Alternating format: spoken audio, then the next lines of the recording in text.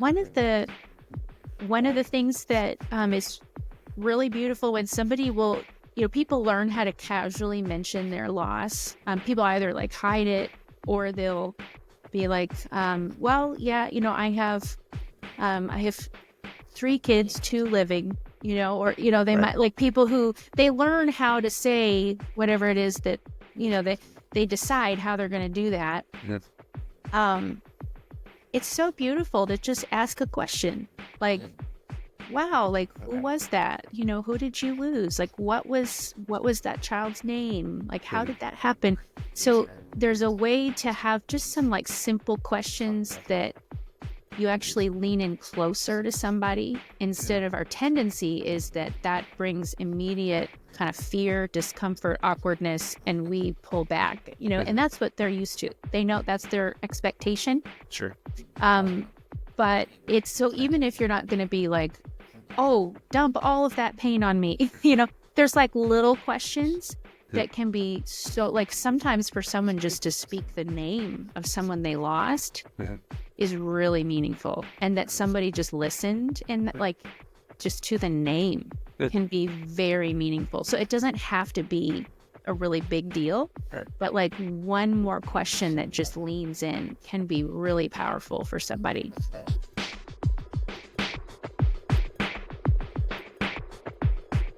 Ladies and gentlemen, boys and girls, podcast listeners of all ages and stages, welcome, bienvenue, chez episode 81, 1981. No, 1981 is the year I was born in. Episode 81 is what this is. This is a conversation with Natasha Dongell, who I knew as Natasha Curry growing up. The fun part about getting married is sometimes your name changes.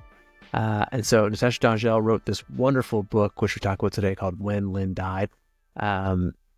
Natasha has long been for me a person of wisdom, someone that I've learned a lot from. And so when I found out that she had finally taken part of her life and put it down on paper, I was excited. She actually spoke at our kind of local church here in Moncton just a few months ago. And so I was excited to be able to kind of pick up a hard copy of the book and set up this time to chat. So this conversation is, as you'll hear, about the book largely, although we spin off from it and talk about, other stuff. Obviously, the book itself, being the primary topic, is about grief, and I'll let her kind of describe how or why through the conversation. Don't want to steal the own thunder. We also, there's a fortuitous moment in the interview where her phone dings, and I left it in partially on purpose because of how it sets up the rest of the conversation. So if you don't find it funny, I'm sorry. It's just an inside joke, I guess. But this is not an inside conversation. This is a conversation for everybody. I can guarantee that if you are not grieving, that you either will at some point, or you will be the cause of somebody else's grief. And so having this conversation so that we can think through in advance ways of being more healthy about grief, I think is going to be it's going to win a lot of dividends. So without any further ado, then, my conversation with my friend, and hopefully yours, Natasha Dongell.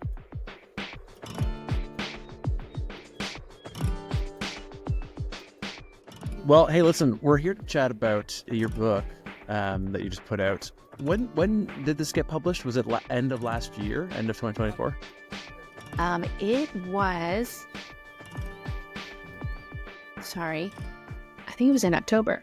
Oh, was it? Okay, October. It was actually officially published in September, but I had like a launch weekend that was the first weekend in October where I was at a women's conference. Right.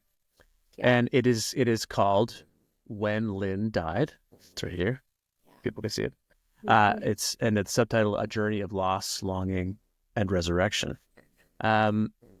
It's a heavy book. It's not like it's not the feel good story of the season. People is you get it as a Christmas gift. Sitting around the fire and I mean it's heavy stuff. How would you describe it? Would you call it like a memoir? Is it an autobiography? What is it? Yeah, it is written in a memoir feel. And so I like to think of it less as a memoir and more as a resource for really spiritual formation, and how to invite the Lord into those experiences in kind of a transformational way, but it's written like in a memoir style. Interesting. So your hope is that it's used like for something. So I mean, like memoirs or autobiographies are like, hey, this is about me. This is telling you my life. People use them as kind of parables or whatever in some respects, but there's not always like a didactic reason why somebody would want to kind of unfold their life in some respects. But that you would say that this is an intentional purpose for this book, is to help people. Yeah, I think I found, so I knew when I started writing it that it was, going to be part of my healing process. So that was part of what made editing difficult later, was being able to discern the difference of like what parts really were just the things I needed to process versus what's helpful for other people. But it was also recognizing, it seemed like, I think I'll say our culture lacks some language around grief. And there were so many people that I encountered that me articulating some of the experiences on my own journey just seemed to be able to empower other people to unlock some of that stuff for themselves. So that was part of also the goal and the purpose. So it is definitely, it is memoirish for sure.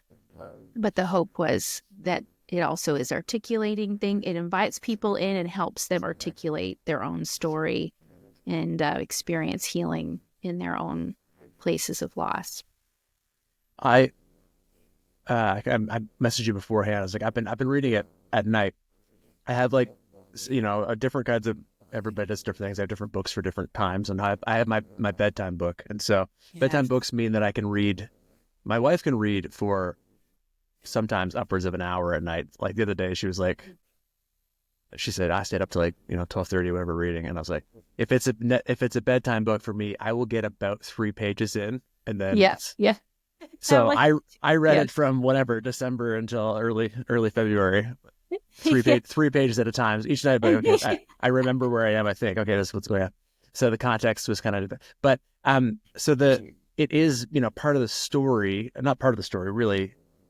The kernel of the story is in the title, When Lynn Died. And so, I mean, I'm going to recommend anybody who's interested in this conversation, anybody's interested in this idea of grief, because we'll kind of unpack some of the ramifications, some of the thoughts behind it as we go. But just so that people, we kind of hopped right in and talked about the book. But if nobody knows what it's about or what the memoir is even kind of describing, then it might not necessarily make a ton of sense. So to the degree that you're comfortable, what is it about? What's the crisis of that kind of started the book off? There's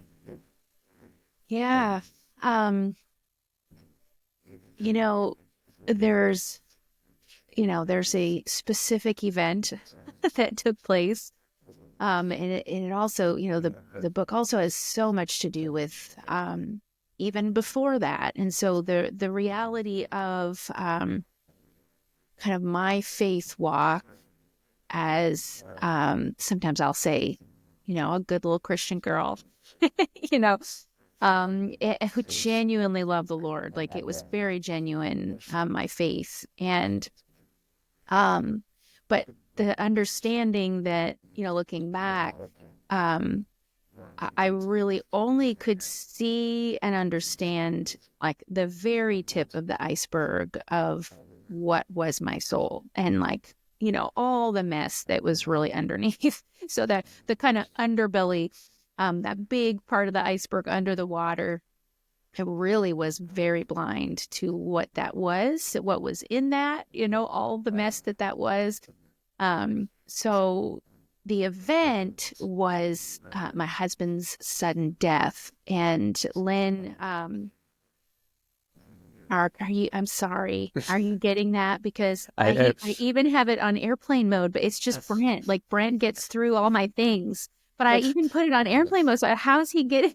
That's perfect. We'll talk about Brent later. It's fine. It's good. I'm so As sorry. the unique and wonderful character in which she is. Exactly. He breaks through no matter what. That's Brent.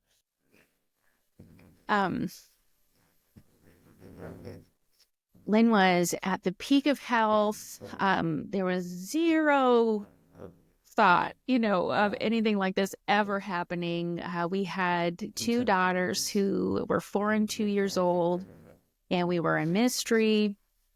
And, that was challenging. Just, trying to make it on a, small pastor salary and having our babies. And we were just going through life. And I guess the other thing just to say was, just with my own brokenness, Lynn, my husband's name was Lynn. He was really, he was my world. This will sound, kind of terrible, but, in a sense, like he was my deliverance out of, a lot of the brokenness of my life. Like he rescued me out. So I had a strong dependency on him. I was very much in love with the Lord, worship the Lord, depend on, but, Lynn and I were so close. It was like a soulmate, kind of relationship. And, and so it was minutes that, he went for his run, and he was preparing for a marathon. He was with his buddy Andrew, who was such a special friend. And I had made Andrew actually, we kind of walked the end of their run, and he walked me through everything that happened afterward. And Lynn was noticeably struggling in a strange way on kind of the last stretch.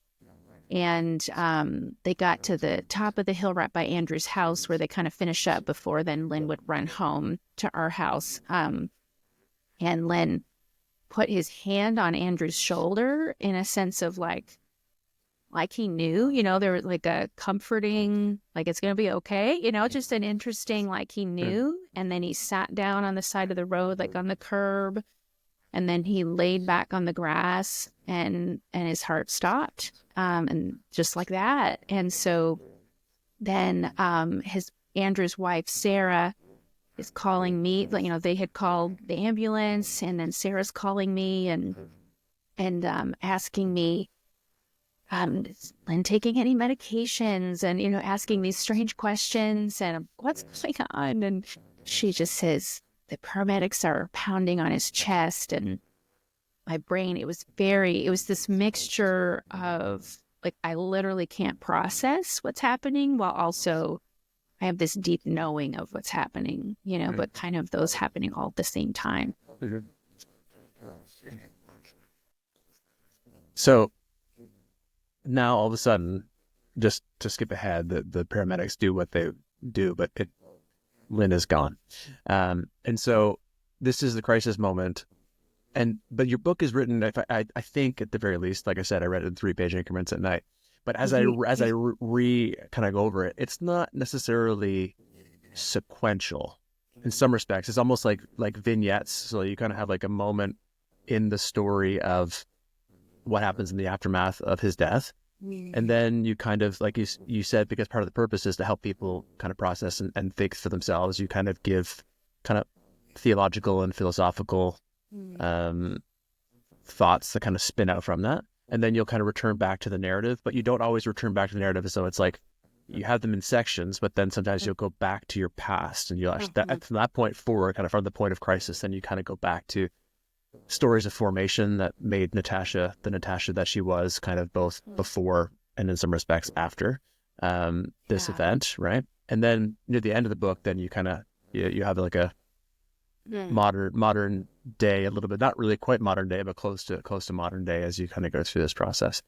And each section is interesting because it gives you different windows into it. It's kind of like a movie that you thought you had it figured out, and then it's like, oh wait, I didn't realize that that was part of it. Then you, like, hermeneutically, as it were, like you kind of you think differently about everything by the end of it than you did at the beginning. So if you were to kind of reread it or rewatch it, you would kind of have all this.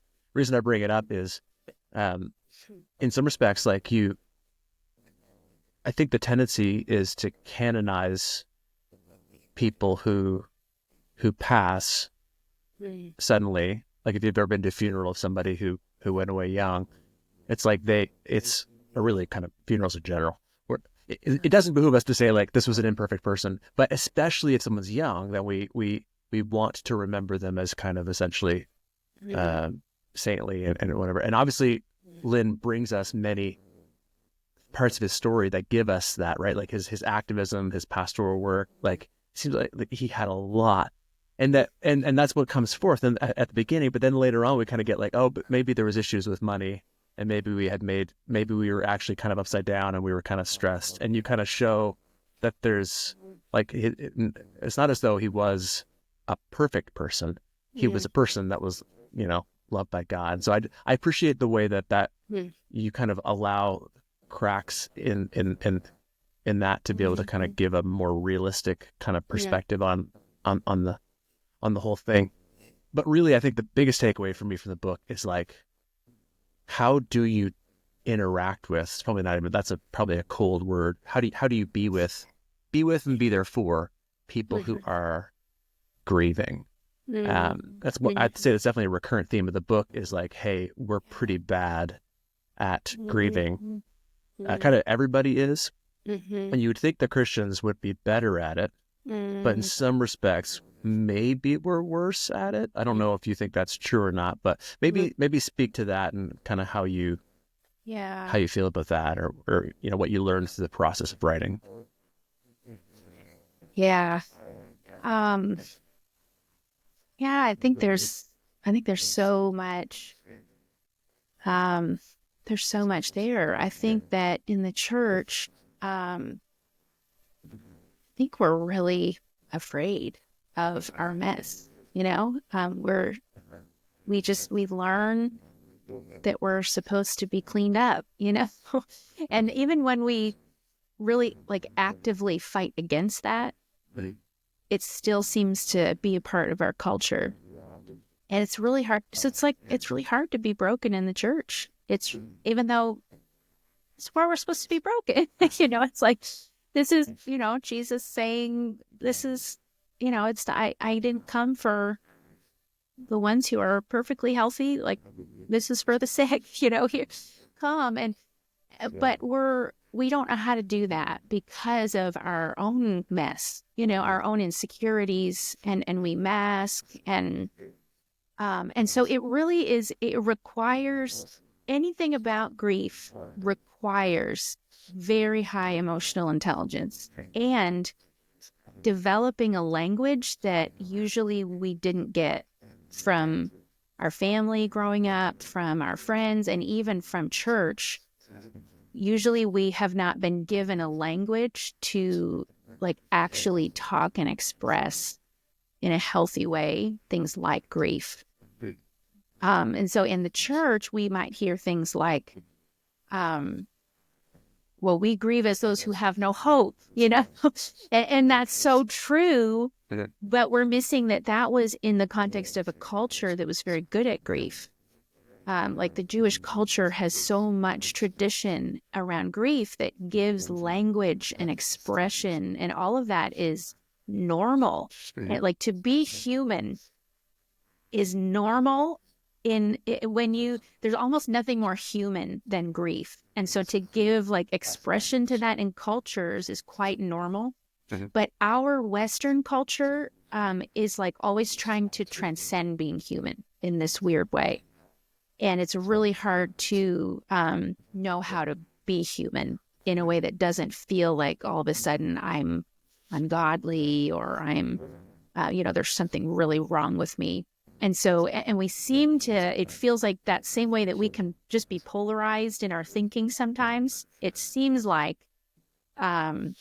people kind of feel like they have to either be all together or they're like, oh, you're like spreading toxic waste everywhere, or, the alternative is you just like pour everything out all over everybody and you have no self-control. And, so like that thing in the middle, we really only learn in the Holy Spirit, like how to be loved and love others and sit in your pain all at the same time. Like that's in the middle somewhere. And that's really difficult. Like that requires a lot of spiritual maturity and emotional maturity to be able to sit there. Yeah, I mean, you mentioned earlier on that you're in a band. What's the Wesleyan terminology for that would be kind of equivalent to what we might call a small group in a lot of church settings, right? So like a small group of people that you have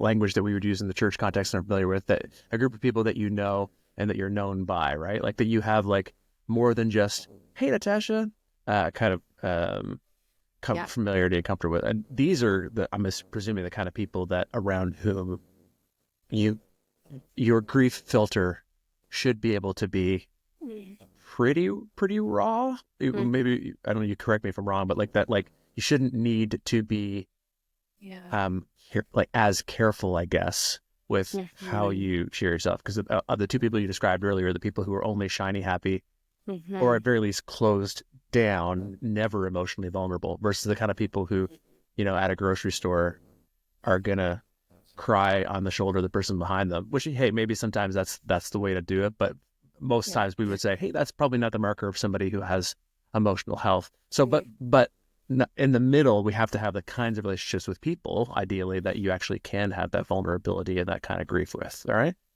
Yes. Yeah. That it's so key. And it matters who those people are. And that's part of why it's so hard.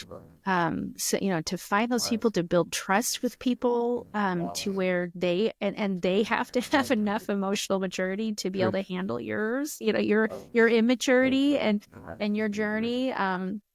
But it matters that we are known, and it's dangerous when we're not known, when we have these parts of ourselves, that stay hidden and unknown.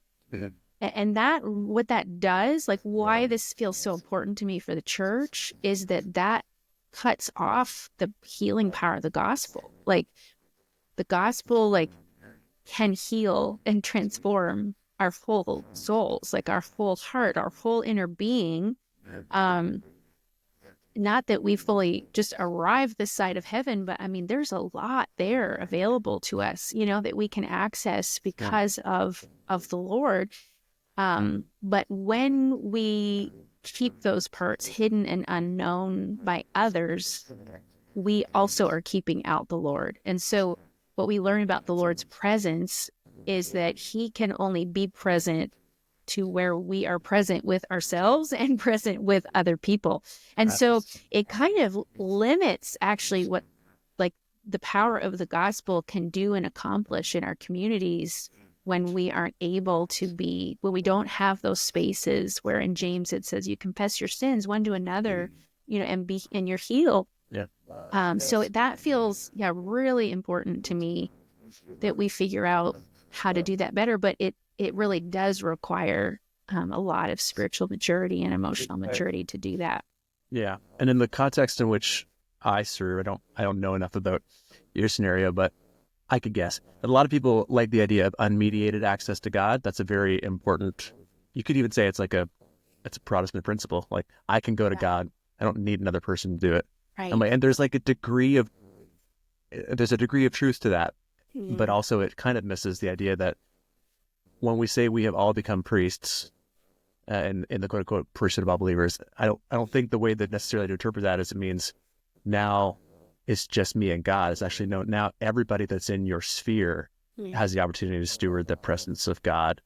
Yeah. So if you're not in relationship with those people, then it like you said earlier, you're cutting yourself off not only from them, but kind of from the grace that God wants to pour through them, right? So it's not just me and God, it's us and God. So, I mean, you could probably fill up the next hour just with this one question, but I'm curious, and you've obviously put a lot of thought into this. For people who are like not sure how to interact with people who are grieving, do you have like tips, tricks, techniques? I mean, I don't know, like here's your top 5, but like just like maybe even just some ways of kind of even just dipping your toe on top of reading your book, but in that direction. I there are kind of there's some conceptual things, but then in terms of really practically, so conceptually I'll just mention at least, I don't know if this feels more American than Canadian, but I think in general as like Western cultural, this kind of the air that we breathe in North America, there is a need to fix. So it's uncomfortable. Vulnerability is just uncomfortable, and particularly it sort of triggers a need to fix something. So that's just something that feels really important to be aware of when you're with somebody who's in grief. Our tendency is to like, I need to say something that's going to like kind of fix the vulnerability or the problem that really can't be fixed in this moment. So that's just one of the things that there's things like that to learn and just be aware of. But one of the things that is really beautiful when somebody will, people learn how to casually mention their loss. People either like hide it or they'll be like, I have 3 kids, 2 living, they might like people who they learn how to say whatever it is that, they decide how they're going to do that. It's so beautiful to just ask a question like, wow, like who was that? Who did you lose? Like, what was that child's name? Like, how did that happen? So there's a way to have just some like simple questions that you actually lean in closer to somebody instead of our tendency is that brings immediate kind of fear, discomfort, awkwardness, and we pull back, and that's what they're used to. They know that's their expectation. Sure. But it's so even if you're not going to be like, dump all of that pain on me, there's like little questions that can be so like sometimes for someone just to speak the name of someone they lost is really meaningful, and that somebody just listened and like just to the name can be very meaningful. So it doesn't have to be a really big deal, but like one more question that just leans in can be really powerful for somebody. I think another one that I'll say maybe is a little bit conceptual, maybe practical, but is being aware that other people's pain triggers our pain, and that's part of why we're uncomfortable with other people's pain. So in that moment, being able to listen to their pain, often it's also opportunity to have to listen to your pain and face things that you don't want to face and aren't forced to face in your day-to-day life. Like it can just stay down there, but it's exposing things in us that make us like we're uncomfortable because of what's in our own hearts, not actually because of their pain. Right. So that's really important to begin to like have that awareness and then let me listen to what is my soul saying to me, and not put that on that other person, but just allow the Lord to show me what's in my own heart in those moments. Maybe just maybe one more, and you can tell me if it's helpful or not helpful. Oh, it's good. It's good. But I think there is it is so hard for us to know how to be present with people. And in vulnerability, in general, as we've said, when somebody is letting you see their pain, there's actually like two different ways that this happens. We've been learning about in our church the difference between transparency and vulnerability. And so there's actually a difference, like, and that would be similar to like transparently, I lost a husband. Like I can say that, but I'm actually like, I'm not being vulnerable. Like there's still a wall over my heart, like I can say something transparently, but actually keep myself from honest vulnerability. And so people with grief, like they have to navigate that sometimes. And sometimes it's like, okay, I have to tell you my story or I have to answer your questions, but I'm not going to be vulnerable. And so the gift of like how to love someone in grief is really being a safe place for that vulnerability. But what that really requires is your own vulnerability, which is similar to saying it's going to trigger stuff in your own heart, as well. But then it's learning the gift of presence, which is really, it's awkward sometimes. It's like sometimes it feels like this awkward dance, like it's not super easy. And it feels like you want to fix it. You want to tie something off with a bow, and there's no way to tie it off with a bow. But for someone to have someone sit with them in that place of vulnerability, what that can look like is sometimes silence, and maybe a hand on a shoulder, sometimes something like that.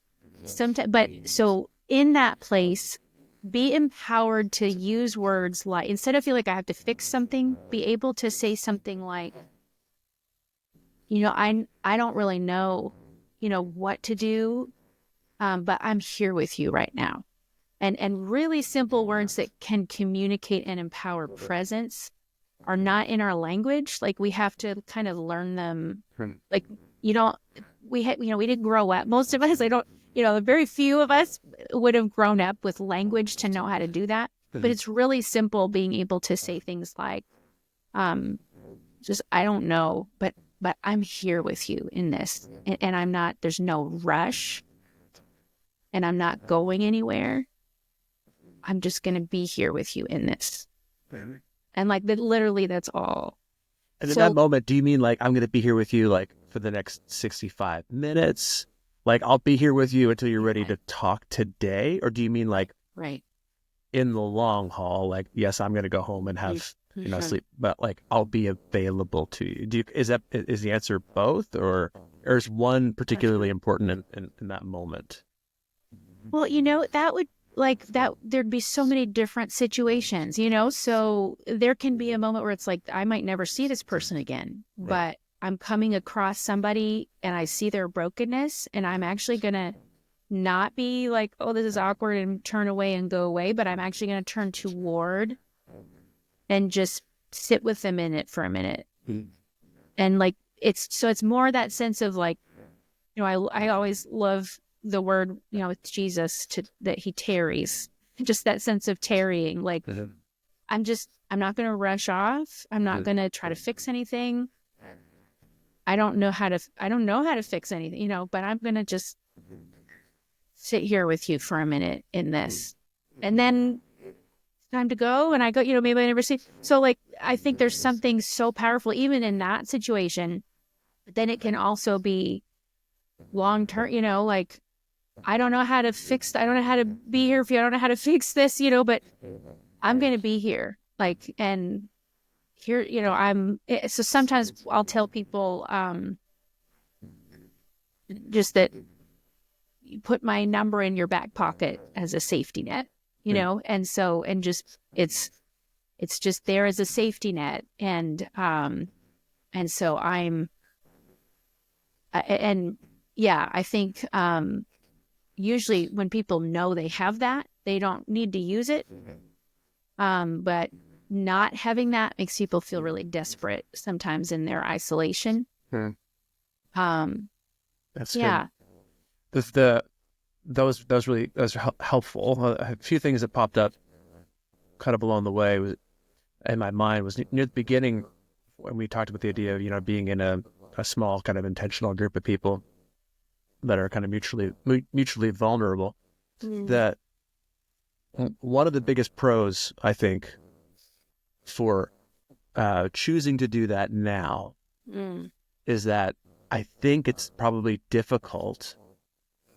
I have observed it's difficult to try to amass a group around you when you have a catastrophic loss. So like, I don't have any relationships in my life, and I just had this tragic thing. And so then in some respects, even if you are able to successfully garner a group around you, it will be a group based upon, it's almost like an affinity group. Like it's a group based on your loss, right? Like if that's the thing you have in common, not, I mean, that might be uncharitable, but it could also be true in some respects. Like, you know what I mean? Like what we're galvanized around is actually kind of tragedy, not necessarily something. So what I'm saying is to me, this is just like a giant plug for actually getting in some kind of relational group now, working on and developing those things, even when it's uncomfortable for you, even when you'd rather Netflix and just whatever, like just be like, just build those relationships now, invest in those things now, so that, and be there for the people who have needs. And it's just a pragmatic thing, because you will need, like someday you'll be the one who'll be in need. And so doing that now. And then the other thing is, I remember hearing a gentleman talking to grief. It was a podcast about grief, and he was talking about the way that certain religious traditions are set up. Talking about specifically Judaism, and obviously there's all different kinds of Judaism, but I think this is kind of writ large, is that they generally have a process called, like, at least in English, like sitting Shiva. So when someone dies, it's not, if you're in a practicing Jewish community anyway, there's no question about what to do. Like, it just deploys. Like, you have a system that just kind of unfurls like a sail, and it's so-and-so comes to your house at this point in time, they stay for about this long, so-and-so comes after. And in some respects, when I hear it, it almost kind of it could sound mechanical. But to me, what I think it does is it removes so many of the, like, where I end up getting bogged down, which is, should I call them? Should I go over? Are they going to want that? Do they not want that? Right? Like, sometimes you think you're helping, and actually what you're doing is you're imposing. Like, and this is the struggle that I think a lot of modern people have with these kinds of questions. Whereas if you're in a community which has like practices kind of outlined, and if this, then that scenario, it's like, I'm rolling out and doing my part. Now, I'm sure you could be a good griever and a bad griever. Even in such scenarios, you could do it only mechanistically, or you could actually be vulnerable and be there and help. But to me, I'm jealous, to be honest with you, of that lack of it being so subjective. And just be like, should I do this? Is this the right thing? We could say that we should be relying upon the Holy Spirit. I love that idea. In practice, it's a lot more difficult to play out than it is if you actually had some kind of community guidelines for how to go ahead and do it. Yeah, I think that's so true, Mark. And I felt it even on the side of being the griever, because it was instantly everybody asking me, what do you need? What should we do? You know, and I'm like, you think I know? I don't know what to do. I'm in shock and denial. And, you know, I'm just like, I can't even process. Like, and so, yeah, like that on both sides, there's this, like, everybody actually really like, it's beautiful that people for the most part, like, respond with compassion and want to love and support people when they're in some kind of crisis. And so, but yeah, we don't have those systems set up in our culture, and it's difficult to navigate. Okay, we went and like dived right into the book. I'm curious, how did it come, so Lynn died in what year? This isn't a test, but 2012. 2012. It is now 2025. Why now? And then also kind of like, when did you start writing? Did you actually start writing this? Like, are there germs of this from 2013 and this is a repackage, or did you start in 2023 or whatever? Like, just kind of lay out the actual process that arrived at this particular book. Yes. It was quite a process. Yeah. Um, well, I stumbled into, I ended up really just kind of blogging. That I wrote a blog because I had all these people trying to reach me after Lynn died, and I was like, I'm just very overwhelmed. Like, we had a church, we've got a church grieving. They're like, oh my gosh, and then his family and my family, and then people. I was getting things in the mail from all over. It was just like, oh my goodness. And so I ended up just being like, maybe I can just put something online, that can spread versus like, I can't talk to all these people individually. Sure. So I wrote, just something that I could post to say, like, thank you, and like, I'm here and I'm okay, and whatever that first post was, and somehow like that continued. So at first it was a really interesting, unexpected outlet, a grief outlet for me, that really kind of built like a bit of community, was just writing on my blog.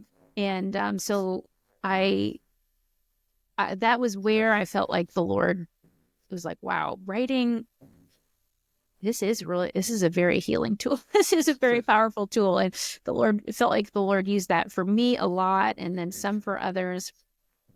So it wasn't, and then it was kind of a couple years after that I felt like, okay, I know that I think writing a book will be really important for me, and whether, whatever happens with it. But it was, so I got remarried. So I know some of what we'll talk about. And so I got married in 2014, which was another very unexpected thing. I wasn't pursuing that or didn't feel ready for that, but that was just an amazing thing that happened sooner than I thought it would. And so I think, yeah, there was all this change, all this stuff happening, and trying to figure out, with the kids and in a new place. And so somewhere, maybe, it might've been 2016, but somewhere between 2016 and 2018, I started to write the book, and I actually like pulled out of some other commitments and was like, no, I really need to focus on this. And then I wrote kind of a first whole draft, and finished that right before we were going to move to South Carolina. Oh, wow. In 2019.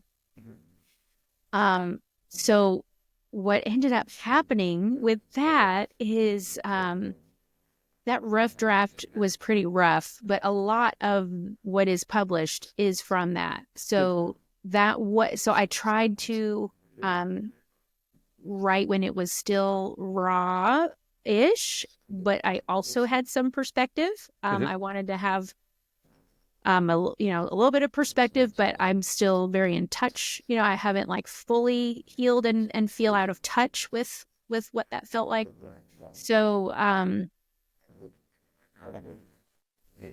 but I finished that first draft, and I was really like, I thought, wow, I did it. I'm done. I wrote a book. Yeah.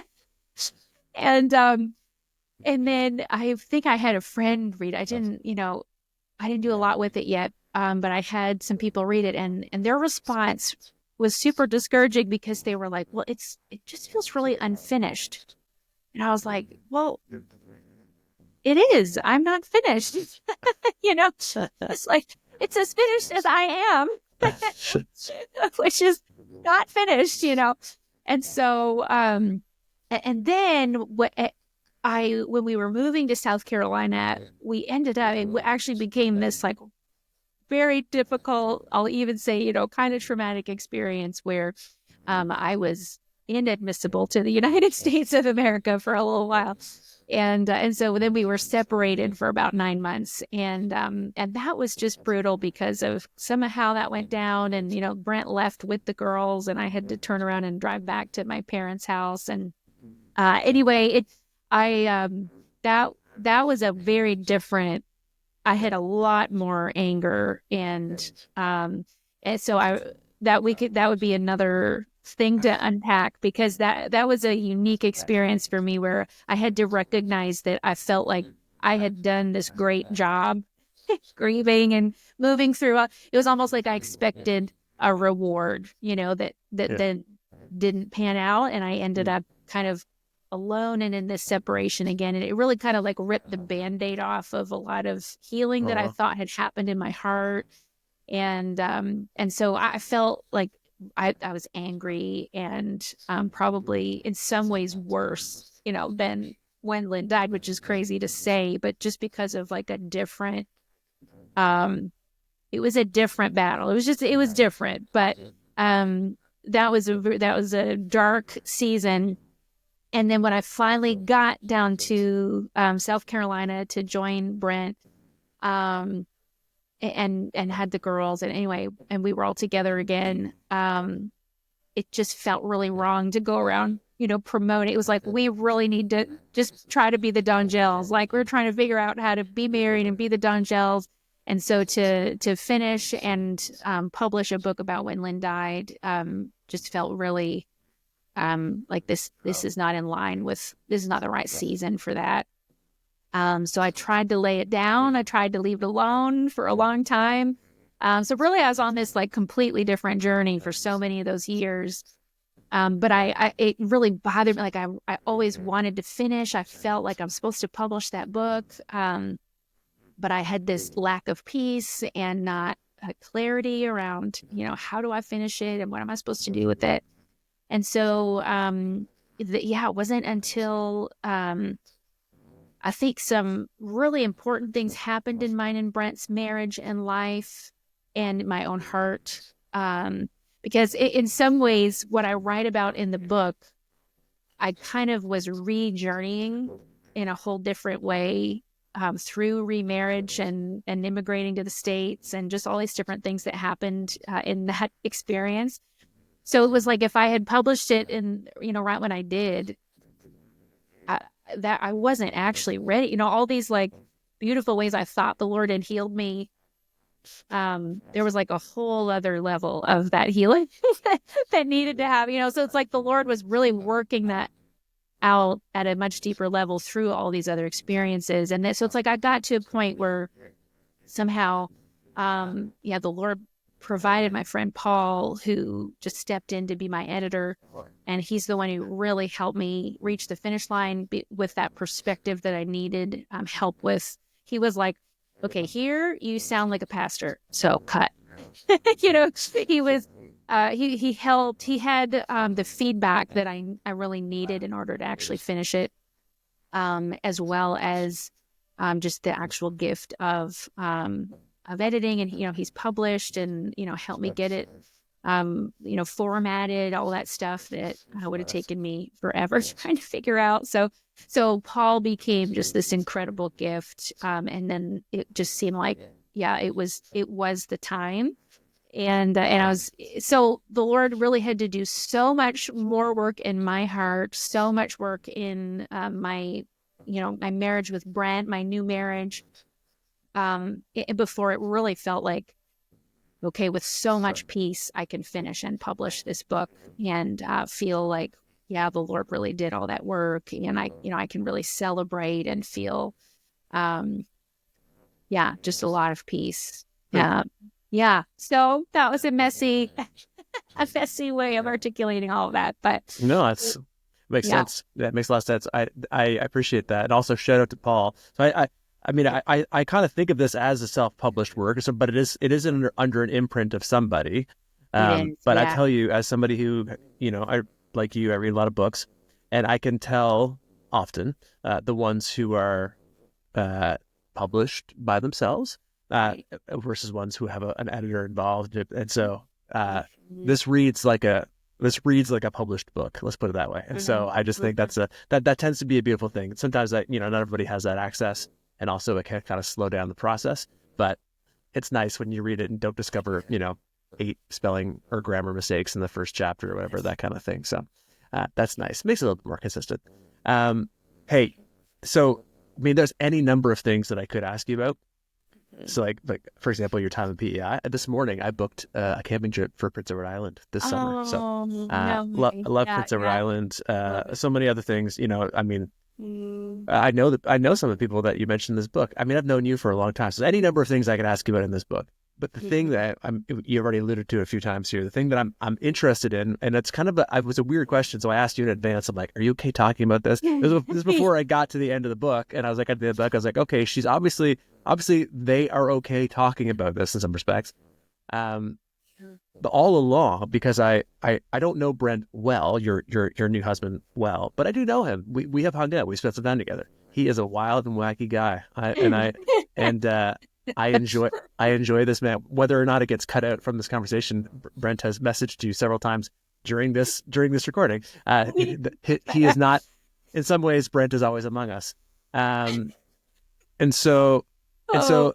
so I know that, and so because I know this part of your story, as I Mm. was reading a book published in late 2024, a decade after you've been married to Brent, Mhm. like questions kept coming to my mind, like how difficult must it be?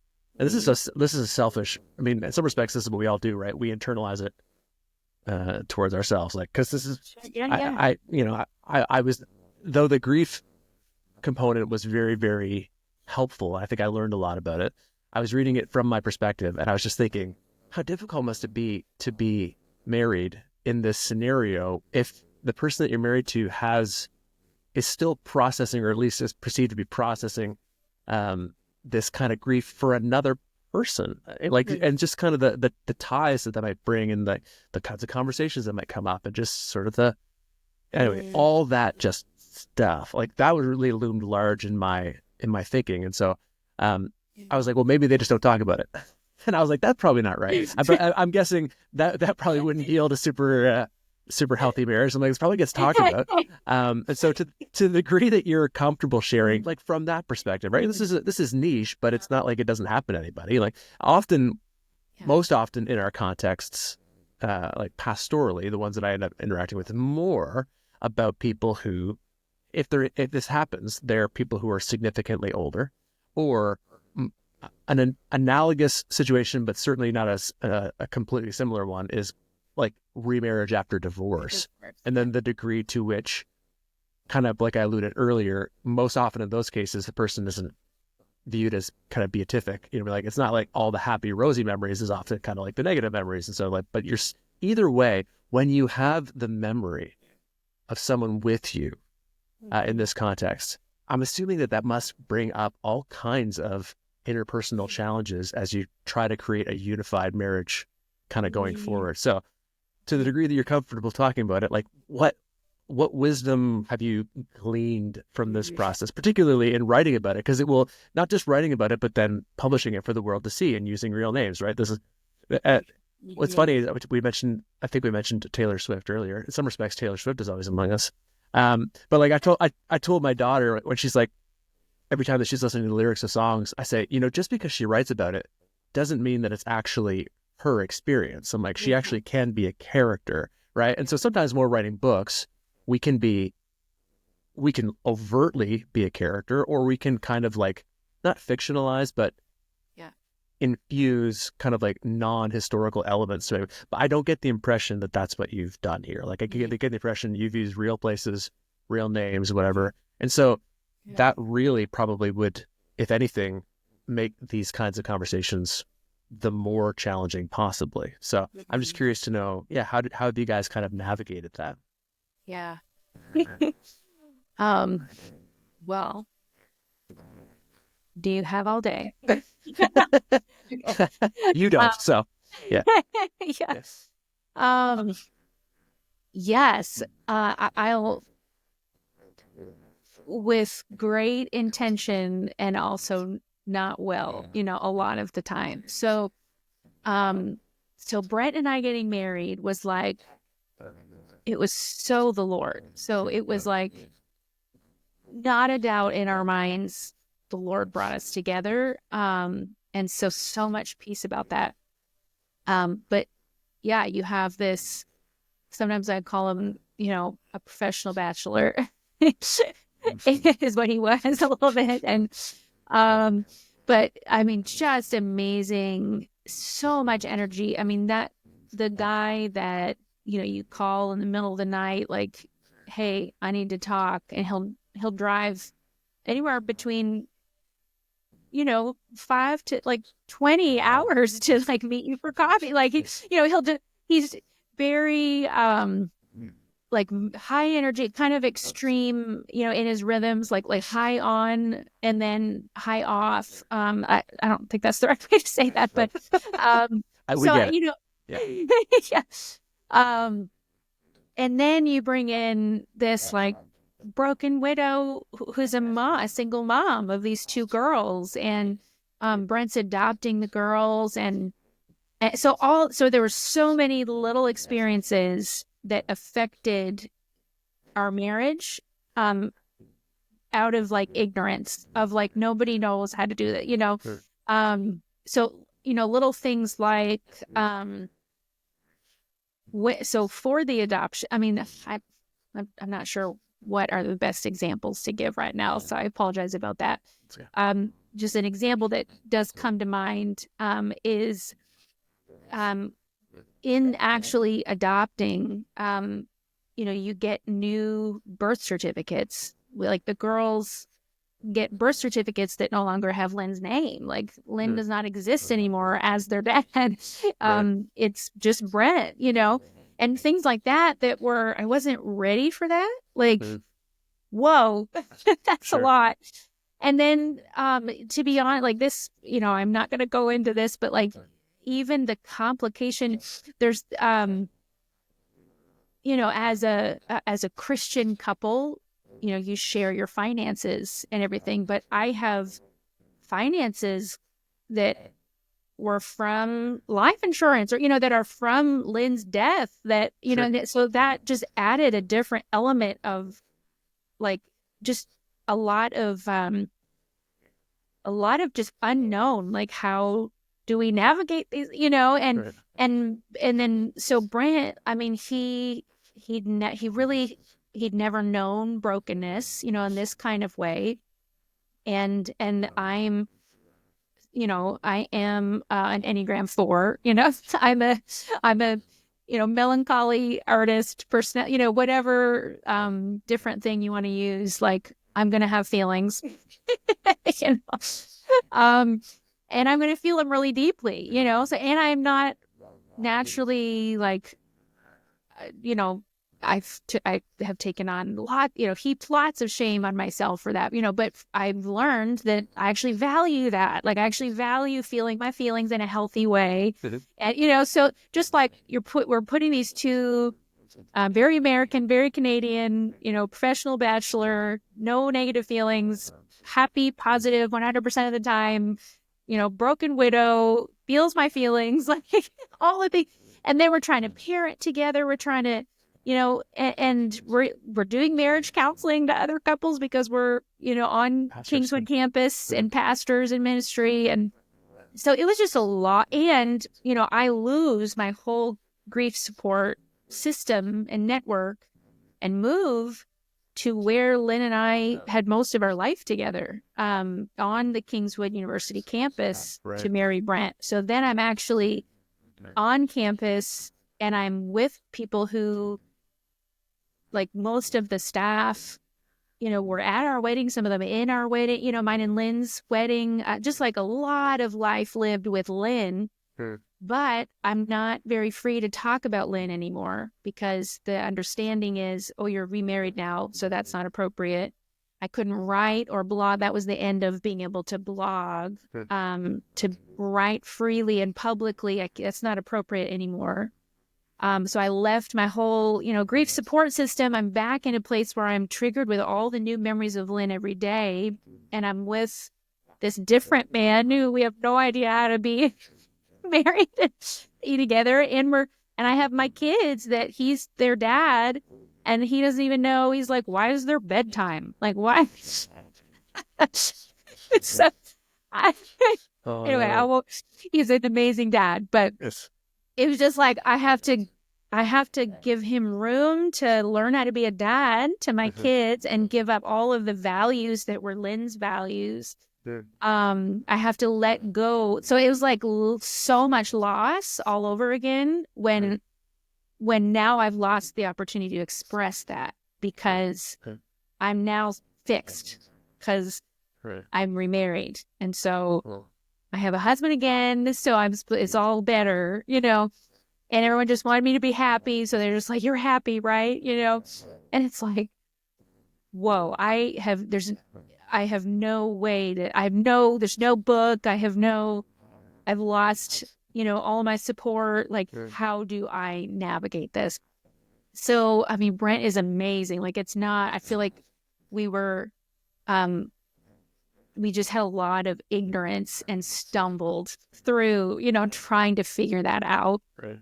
And did hurt, you know, we hurt each other in the process, like accidentally and things that were really, like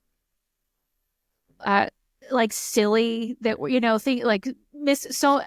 of the ways I described remarriage was, you know, when you get married, you know, sometimes if you maybe had some good premarital counseling or something like that, you learn to think through your family of origin, you know, how your family of origin kind of affects how you communicate and how you interpret things. And, you know, like that's a big filter that we've got to learn in order to be married and become one with a new person. It felt with Brent like I had my family of origin and then I had my whole life and relationship with Lynn. I had these two huge filters like in the way of me really getting to Brent and being able to like learn him and understand him. So I misunderstood him all the time because it was so different. Like how he spoke, how he behaved and interact was just so different from what I had known. And all of that was like, I'm just trying to learn it all by myself, you know, figure it out by myself while we're parenting and ministering and, you know, don't have time together and, you know, all of the things. So that, yes, just to share, I feel, I don't know how much, I know people that is not their experience. You know, I know there's so many people that I know that get remarried and they're just over the moon. You know, I don't know. For me, it was a lot. It was a lot to learn. And then it was a lot for Brent to become a husband and a dad overnight to this broken family. And he was amazing. I mean, he was there for, we finally drove to Pennsylvania. I won't get into the, you know, details of why this was so late, but we buried Lynn's ashes in a family plot with his family after Brent and I were married, and he was there, and, you know, we all put dirt on, you know, and so Brent like participated in things like that. And yeah, just he had to embrace Lynn as a part of our family from the very beginning. So he had known and accepted that. But yeah, you get to a point where you're like, still, you know, like, when is that supposed to stop? You know, and that line wasn't clear for either of us. So that was some of the vulnerable stumbling through for us. Yeah, in the beginning of figuring out what in the world does this look like. Man, I super appreciate that. That's really